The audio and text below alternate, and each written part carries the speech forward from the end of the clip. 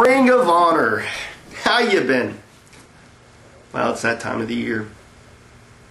We got to talk about you. I promise. No, I can't do that. I can't be gentle. I can't. I'm sorry. I gotta give it to you straight. You've had a very impressive year.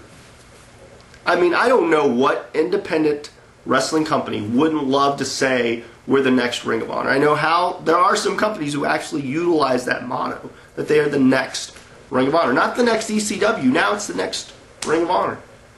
So pat yourself on the back. You got a lot of press. You got a lot of people impressed by 3 pay-per-views.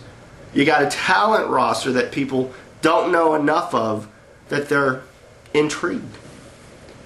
And it's good stuff. Great stuff. The darling of the internet. And I can't fault you. You're bonded by wrestling history with some of the ECW alum. Mad props for what you do, what you're bringing. Here's where I have a little bit of an issue though. The selling. It's not all great. I would call it video game wrestling. That's not taken away from any of those guys, because to be quite honest, if I had the ability to go out there and do what they could do so effortlessly, I'd probably do it too. If I was a little bit younger, wasn't worried about getting hurt, I'd go out there. I still go out there and perform, just not at that level. Not at that where I like it, where a move means something, where everything you do impacts the match, where you don't have to overkill, where something as simple as a great kick, a great maneuver, a great counter can lead to the end of a match. And there's a lot that you guys throw at people. Pay-per-views have shown it, to where it's just a bombardment of sensations, and it's hitting you from all different directions. And that can be a good or bad thing. You have a niche. It's that Western impression of Japanese strong style. It's great. But I wish some of those guys were more experienced as far as just putting a well-crafted story together, to where it wasn't so much about the moves, but just the passion behind what you're trying to accomplish.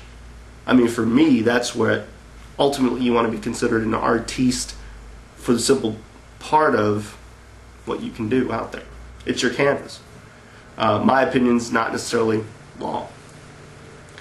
The other thing is, you have the internet like salivating at the next amount of footage, and I'd show more. I'd get every bit of talent over. I would do something similar to TNA today, in the sense of have that Rebecca Bayless girl be kind of like the backstage interviewer and get some of your guys, if not all your guys, all your factions over. They can build, you know, the 30-second spots you do right now would be so great if you had some of those talents putting it over. Hey man, I'm going to be here, blah blah blah. And it gives them more of a personality, and it draws more people in. People want to recognize, and want to recognize who they see on television. They don't, we all fear change sometimes. Just put the people more at ease.